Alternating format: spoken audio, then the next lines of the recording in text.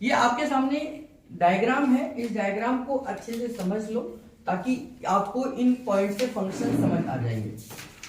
ये दो डायग्राम है आपके सामने। एक डायग्राम आपको रिप्रोडक्टिव सिस्टम है मेल का, और उसी मेल के रिप्रोडक्टिव सिस्टम का एक टेस्टिस का अलग भाग है। ये एक और उसे अंदर से डीप आपको समझाने की कोशिश की है। इसके बाद में स्पर्म की मूवमेंट कैसे होती है, कहां से पैदा होता है स्पर्म, कैसे तैयार होता है, ये बताने की कोशिश की है। ये हमारे एक स्पर्म की फोटो है। यानी कि एक स्पर्म अगर होगा तो ऐसा दिखाई देगा, एक स्पर्म इस तरीके का दिखाई देता है। सबसे पहले इसके बारे में थोड़ा सा समझा देता हूं आपको। इस डायग्राम के बारे में आप सबके पास नोट्स होंगे, नहीं तो आप गूगल पर जाएंगे, गूगल पे आप diagram of male reproductive system डालेंगे तो गूगल अंकल आपको ये दे देगा। तो इसमें सबसे पहले आप ये देखेंगे एक ही हिस्से को ग्लैंड पेनिस है, इससे ऊपर का जो जो जरूरी हमारे लिए पार्ट है वो मैं आपको बताता चलूंगा। ग्लैंड पेनिस हो गया, यूरिथ्रा हो गया। यूरिथ्रा हमने पढ़ा था किडनी के सिस्टम में कि जिस रास्ते से यूरिन पास आउट होता है उस रास्ते को या यूरिनरी पाइप को हम यूरिथ्रा कहते हैं। फिर उसका यूरिनरी ब्लैडर है, ऊपर आप देखेंगे ये छोटा सा ये ऐसा घुमा हुआ सा यूरिनरी ब्लैडर है। इस यूरिनरी ब्लैडर के ऊपर पेरिटोनियम है। आपको मैंने जानकारी दी थी कि हमारी ज्यादातर ऑर्गन्स को एक लेयर कवर करके रखती है जिसका नाम क्या है, पेरिटोनियम लेयर है। ठीक, ये हमारा पीछे का हिस्सा जिसको हम स्क्रोटम कहते हैं, स्क्रोटम कहते हैं। ये अंडकोश है जिसमें टेस्टिस रहते हैं। ये बॉडी से बाहर लटके हुए रहते हैं। इसका मैंने एक बार आपको रीजन भी बताया था कि जो स्क्रोटम है वो बॉडी के अंदर क्यों नहीं रहते, बाहर क्यों होते हैं, यानी कि हमारे टेस्टिस बॉडी से बाहर क्यों लटकते हैं, क्योंकि स्पर्म बनने के लिए बॉडी के टेम्परेचर से 2 डिग्री टेम्परेचर कम स्पर्म को चाहिए। यानी कि अगर बॉडी का टेम्परेचर 37 डिग्री सेल्सियस रहता है तो उससे 2 डिग्री टेम्परेचर कम यानी कि 35 डिग्री सेल्सियस हो गया। तो 35 डिग्री सेल्सियस में ही आपके स्पर्म बनते हैं। अगर ये 35 डिग्री सेल्सियस नहीं हुआ और ज्यादा हुआ तो स्पर्म सही क्वालिटी और क्वांटिटी में नहीं बनेंगे। ठीक, तो स्पर्म के प्रॉपर तरीके से बनने के लिए, मैच्योर होने के लिए, उनके लिए बॉडी से 2 डिग्री टेम्परेचर कम हमें चाहिए होता है। इसलिए भगवान ने क्या करा, स्क्रोटम बाहर की तरफ लटका दिए। अगर ये नहीं लटकते हैं तो उसे अनडिसेंडिंग टेस्टिस बोलते हैं। ये आगे हम पढ़ेंगे इस बीमारी के बारे में। इसके ऊपर एक इजैकुलेटरी डक्ट आपको दिखाई दे रही होगी। इजैकुलेटरी डक्ट है यहां पर।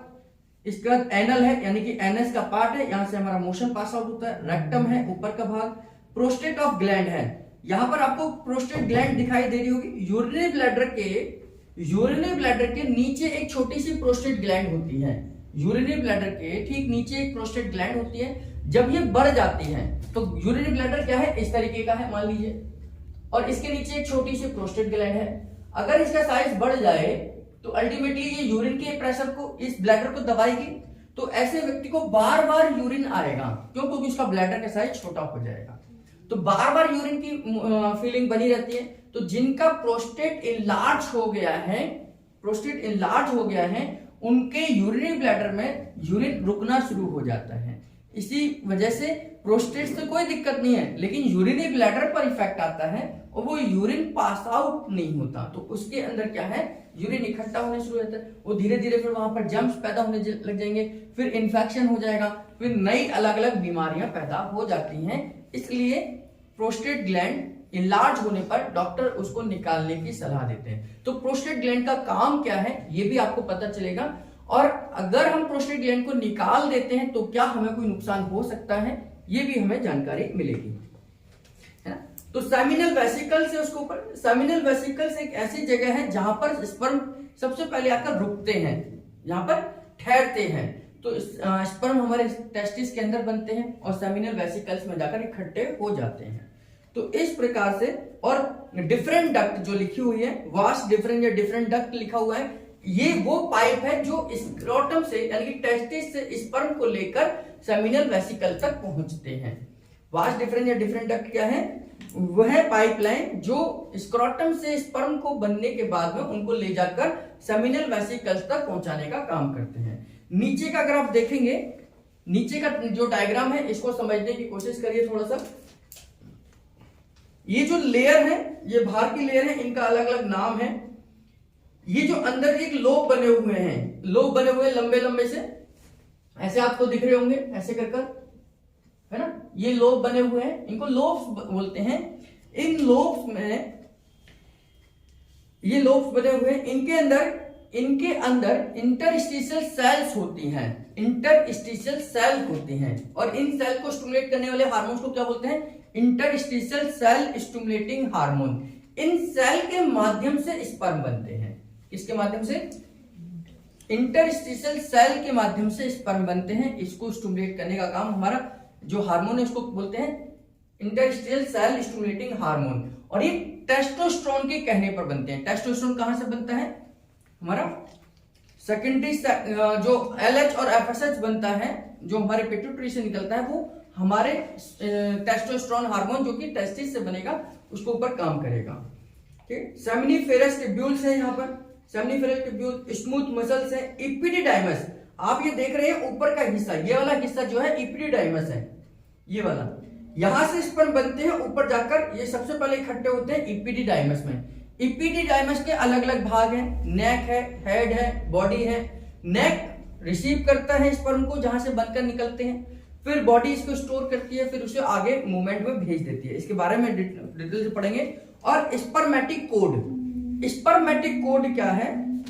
स्पर्मेटिक कोड वह रास्ता है जिसके द्वारा टेस्टिस के अंदर आपके ब्लड वेसल्स, लिम्फ वेसल्स या कोई भी नर्व अंदर एंटर करती है, उस रास्ते को हम क्या बोलते हैं? स्पर्मेटिक कोड बोलते हैं। ठीक है, ये एक आपका स्पर्म का डायग्राम है। इस तरीके का एक स्पर्म होता है जिसमें आगे का हिस्सा जो है वो आप देख रहे हैं नुकीला सा है ना, भाले की तरह है, तो इसको हम बोलते हैं हेड। इसके पीछे एक छोटा सा बॉक्स बना हुआ है, इसको बोलते हैं बॉडी, और एक लंबी सी पूंछ है, इसको बोलते हैं टेल। तो हेड, बॉडी एंड टेल में ये 3 हिस्सों में डिवाइड होता है ना। हेड क्या है? एग को फर्टिलाइज करता है, एग के अंदर जाता है। बॉडी क्या है? इसकी न्यूरिशमेंट, इसको डायरेक्शन देती है कि उसको किस डायरेक्शन में जाना है। टेल उसको मूवमेंट प्रदान करता है, मूवमेंट उसे देता है। ये दूसरा डायग्राम आप देख रहे हैं, diagram of longitudinal section of testis, यानी कि टेस्टिस को इस तरीके से अगर हमने काटा, इस तरीके से इसका सेक्शन किया, कट किया, तो ये ऐसा दिखाई देगा। यहां पर इन लोब्स के अंदर हमारे स्पर्म बनते हैं, ऊपर की तरफ हमारे एपिडिडाइमस में इकट्ठे होते हैं, और वास डिफरेंस या डिफरेंट डक्ट के द्वारा ये सेमिनल वेसिकल्स में पहुंच जाते हैं। ठीक है, इनके बारे में हम डिटेल में समझेंगे। ये 2 डायग्राम है जो आपको अच्छे से समझ आने चाहिए। फंक्शन पेनिस, सबसे पहले हम पढ़ते हैं एक्सटर्नल भाग को पढ़ते हैं। तो पहले हम एक्सटर्नल पार्ट्स को कवर करेंगे, यानी कि जो मेल के अंदर जो एक्सटर्नल पार्ट्स हैं उनका क्या फंक्शन है, इनके बारे में जान लेते हैं। सबसे पहले हम पेनिस के बारे में जानते हैं। पेनिस यह एब्डोमन रूट से कंटिन्यूअसली निकलने वाला लगभग 3.5 सेंटीमीटर लॉन्ग पार्ट है। इसमें यूरिन और स्पर्म इसी एक ही रास्ते से निकलते हैं। इसका सबसे शुरू वाले भाग को जो एब्डोमिनल वॉल से जुड़ा होता है, यानी पेट की वॉल से ये जुड़ा होता है पेनिस, है ना, उसे रूट कहते हैं या रूट ऑफ पेनिस कहते हैं। इसके 3 पार्ट्स होते हैं, रूट, बॉडी और ग्लैंड पेनिस। पेनिस के भीतर एक नली होती है जिसे यूरेथ्रा कहते हैं। यह ग्लैंड पेनिस तक जाती है, इससे यूरिन बाहर आता है और इसी रास्ते से स्पर्म भी बाहर निकलते हैं। यानी कि मेल के अंदर यूरिन और स्पर्म आने का एक ही रास्ता होता है।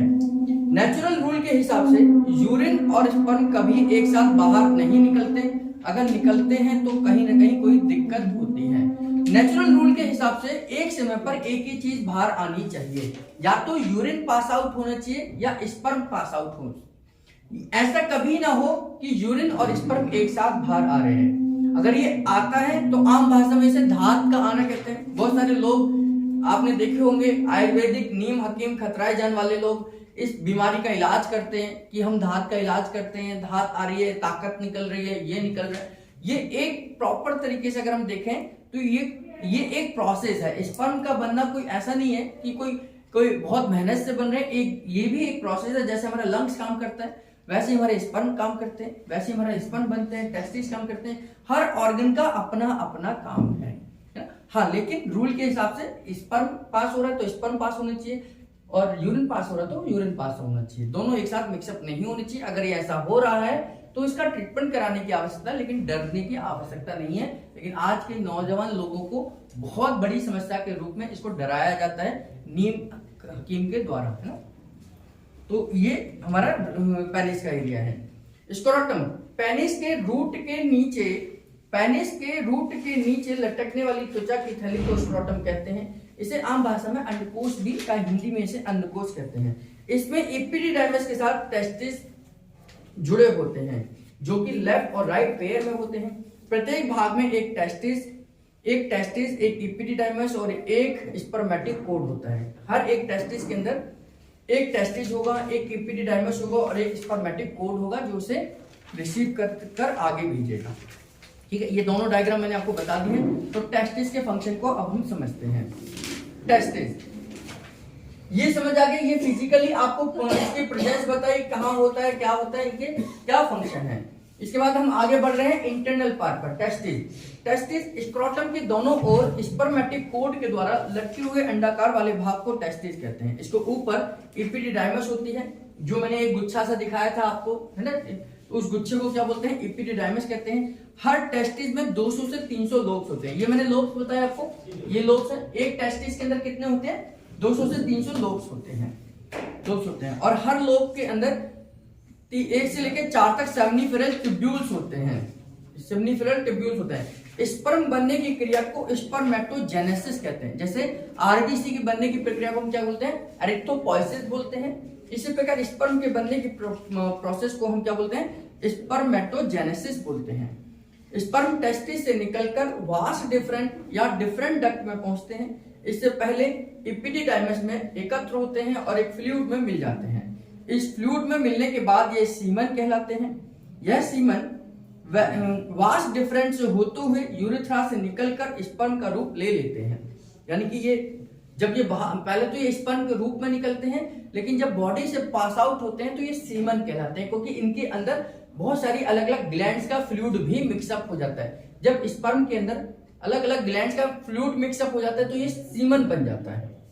सेमनीफेरस ट्यूब्यूल्स के अंदर बहुत छोटी छोटी सेल्स होती हैं, इन्हें ICSH कहते हैं, यानी कि इंटरस्टिशियल सेल्स बोलते हैं। इनको स्टिमुलेट करने वाले हार्मोन्स को इंटरस्टिशियल सेल स्टिमुलेटिंग हार्मोन कहते हैं, जो कि स्पर्म या सीमेन का निर्माण करते हैं। 12 से लेकर 16 वर्ष की आयु में इन सेल से टेस्टोस्टेरोन हार्मोन बनना शुरू हो जाता है। किन से बनना शुरू होता है, ICE से, इंटरस्टिशियल सेल से टेस्टोस्टेरोन हार्मोन बनना शुरू हो जाता है। कितने, 12 से लेकर 16 साल तक, यानी कि 12 साल के लड़के और 16 साल के बीच में इनके अंदर स्पर्म बनना शुरू होता है। यहीं से प्यूबर्टी यानी कि यौवन अवस्था प्रारंभ हो जाती है और मेल के अंदर सेकेंडरी सेक्स कैरेक्टर्स का डेवलपमेंट शुरू होता है। यानी कि बालों का उगना, हमारे मसल्स का टाइट हो जाना, आवाज का मोटा होना, दाढ़ी मूंछ का आना, ये इस एज में शुरुआत हो जाती है। टेस्टोस्टेरोन हार्मोन के द्वारा मेल में सेकेंडरी सेक्स कैरेक्टर जैसे दाढ़ी मूंछ का आना, आवाज का भारीपन डेवलप हो जाता है।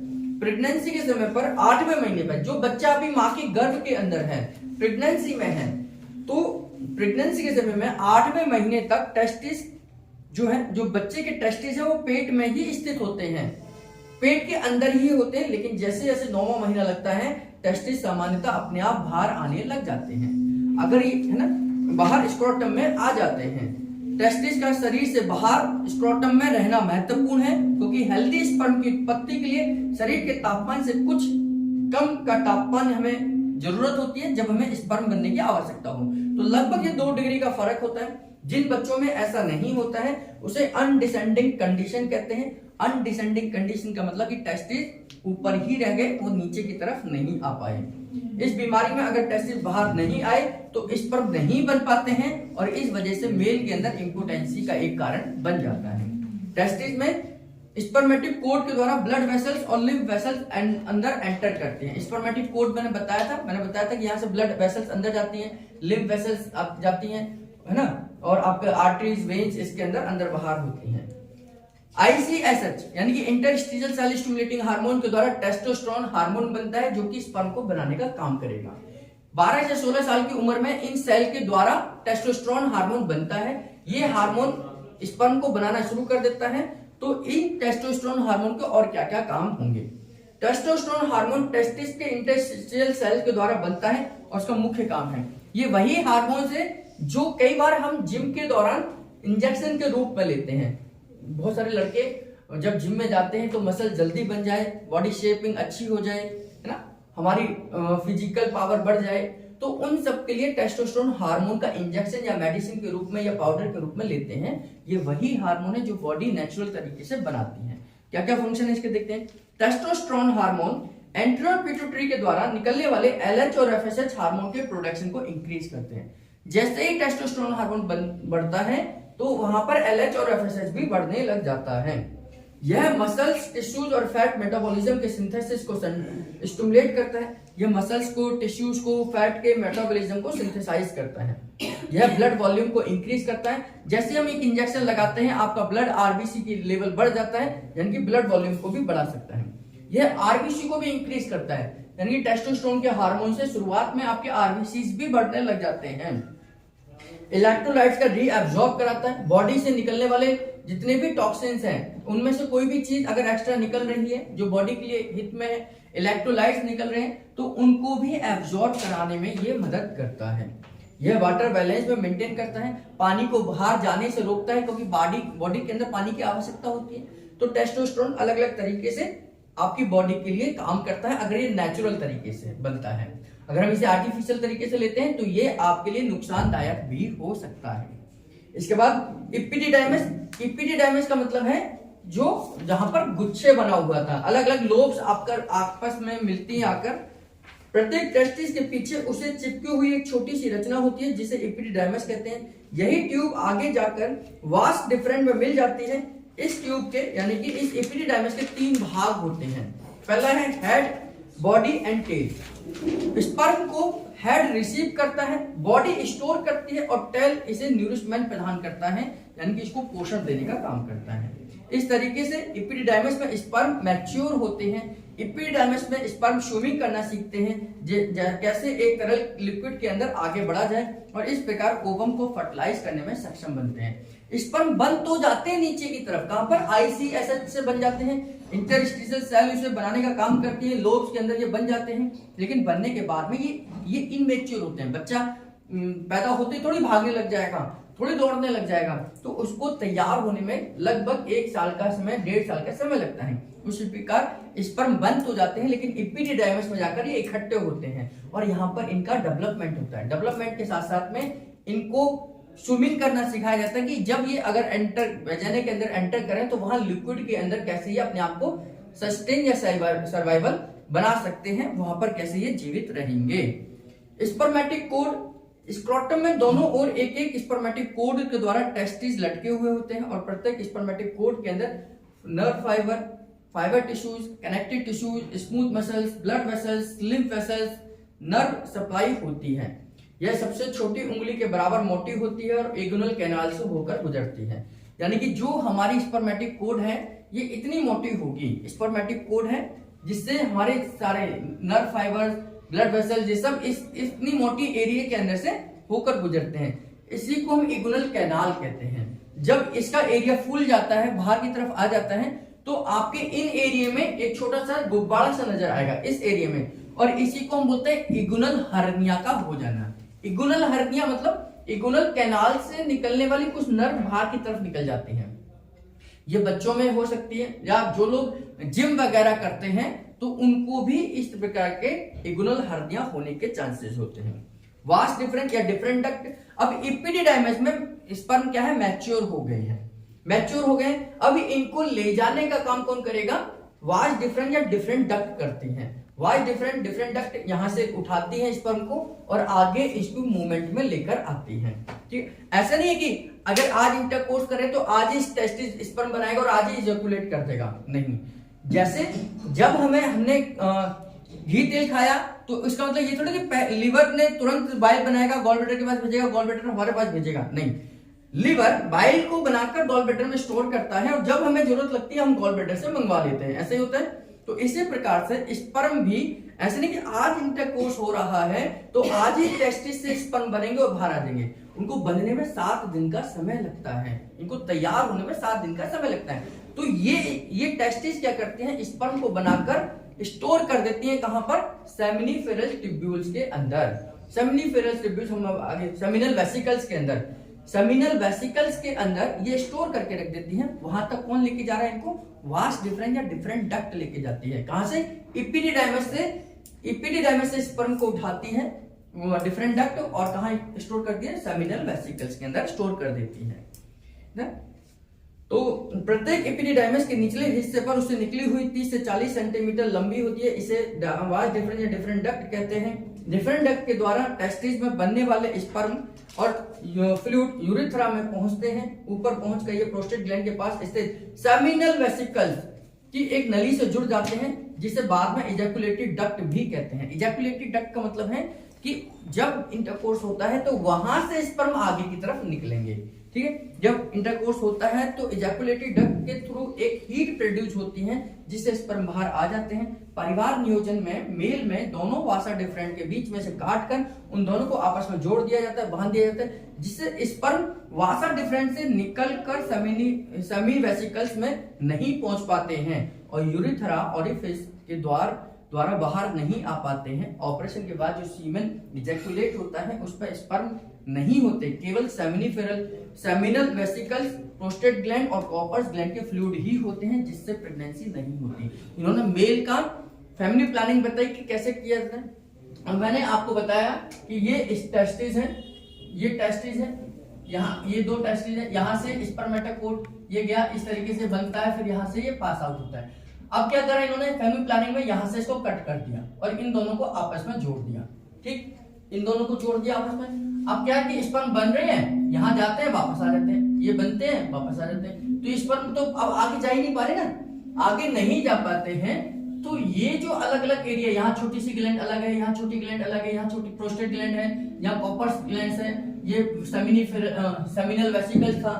तो अब जब इंटरकोर्स हुआ तो इस समय पर जो सीमेन निकलेगा, यहां से फ्लूइड तो निकलेगा ही मेल के अंदर से, तो लेकिन इसमें क्या है, इस फ्लूइड, इस ग्लैंड का फ्लूइड, इस ग्लैंड का फ्लूइड, इसका फ्लूइड, इसका फ्लूइड तो होगा, लेकिन उसके अंदर क्या नहीं होगा, स्पर्म नहीं होंगे। और फ्लूइड कभी फर्टिलाइज नहीं करता, स्पर्म फर्टिलाइज करते हैं, तो स्पर्म तो यहां से पास आउट तो नहीं होंगे, निकल ही नहीं पाएंगे। तो इस प्रकार फैमिली प्लानिंग में दोनों स्पर्मेटिक कोड को आपस में जोड़ दिया जाता है और ऊपर से कट कर देते हैं कि अब स्पर्म बाहर नहीं निकलेंगे। जब स्पर्म भी नहीं निकलेंगे तो फिर फर्टिलाइज कैसे होगा, और इस प्रकार से इन फ्यूचर में फैमिली प्लानिंग इन मेल के अंदर इस प्रकार कर दी जाती है। ठीक, सेमिनल वेसिकल्स, सेमिनल वेसिकल, अगर ये स्पर्म आगे पहुंच गए, कहां पहुंच गए, सेमिनल वेसिकल्स के पास पहुंच गए। ये प्रोस्टेट ग्लैंड के पास ब्लैडर और रेक्टम के बीच में एक थैली होती है, जिसे सेमिनल वेसिकल्स कहते हैं। इसमें टेस्टिस से वास डिफरेंस से होते हुए आने वाले स्पर्म इकट्ठे होते हैं। सेमिनल वेसिकल्स में भी एक चिपचिपा सेमिनल फ्लूइड होता है, जो स्पर्म को जीवित और गतिशील बनाने में सहायक होता है। यह फ्लूइड स्पर्म को फीमेल रिप्रोडक्टिव ट्रैक्ट में पहुंचाने में मदद करता है। सेमिनल वेसिकल्स का फ्लूइड अल्कलाइन होता है, जो स्पर्म को अल्कलाइन बना देता है। मैंने बताया था सीमन एनालिसिस में ये भी पता चलता है कि स्पर्म का नेचर कैसा है। स्पर्म का नेचर एसिडिक है या अल्कलाइन है। स्पर्म का नेचर अल्कलाइन ही होना चाहिए, अल्कलाइन, उसका नेचर अल्कलाइन होना चाहिए, तभी जाकर स्पर्म वैजाइना के अंदर जीवित रहेंगे, नहीं तो वो जीवित नहीं रहेंगे, है ना। तो ये अल्कलाइन कैसे हुआ, सेमिनल वेसिकल से निकलने वाले फ्लूइड में जब स्पर्म मिलते हैं तो वो अल्कलाइन बन जाता है, क्योंकि सेमिनल वेसिकल से निकलने वाले फ्लूइड का नेचर क्या है, अल्कलाइन है। इजैकुलेटरी डक्ट, ये दो ट्यूब्स होती हैं, प्रत्येक डक्ट सेमिनल वेसिकल्स और वास डिफरेंस से मिलकर बनती हैं। ये प्रोस्टेट ग्लैंड से गुजरती हैं और यूरिथ्रा में खुलती हैं, जिससे होकर स्पर्म और सेमिनल फ्लूइड यूरिथ्रा में पहुंच जाता है। तो इस प्रकार से धीरे धीरे सेमिनल फ्लूइड के अंदर प्रोस्टेट ग्लैंड ये भी इजैकुलेटरी डक्ट में ये पहुंच जाते हैं। यही डक्ट आगे जाकर जब सेमिनल वेसिकल्स का फ्लूइड और स्पर्म आपस में मिल जाते हैं और आगे जाकर एक और डक्ट में इकट्ठे हो जाते हैं, जिसे हम इजैकुलेटरी डक्ट कहते हैं। जैसे इंटरकोर्स होता है, एक हीट प्रोड्यूस होती है, यहां से स्पर्म अपने आप बाहर आ जाते हैं। ठीक है, ये यहां से निकलेंगे, इजैकुलेटरी डक्ट से बाहर निकलते हैं। सेमिनल वेसिकल्स के अंदर तो इसके अंदर एक फ्लूइड जमा हो जाता है, मिक्सअप हो जाता है, जो कि अल्कलाइन है। स्पर्म का नेचर अल्कलाइन ही होना चाहिए, एसिडिक होगा तो ये कभी भी फर्टिलाइज नहीं कर पाएंगे, क्योंकि फीमेल की वेजाइना का जो नेचर है वो एसिडिक होता है ना। तो एसिड स्पर्म एसिड भेजा ना, तो उसमें कोई भी रिएक्शन नहीं होगी, वहां जाकर सुस्त पड़ जाएंगे। तो ये एसिड होता है ना, ये अल्कलाइन नेचर के होते हैं, और उस अल्कलाइन को खत्म करने के लिए इससे पहले एक फ्लूइड निकलता है जो वजाइना की एसिडिटी को शांत करता है, तब जाकर स्पर्म एंटर करते हैं और आगे जाकर ये फैलोपियन ट्यूब तक पहुंचते हैं और उसको एग को फर्टिलाइज कर पाएंगे। इसकी आगे की कहानी हम कल पढ़ेंगे।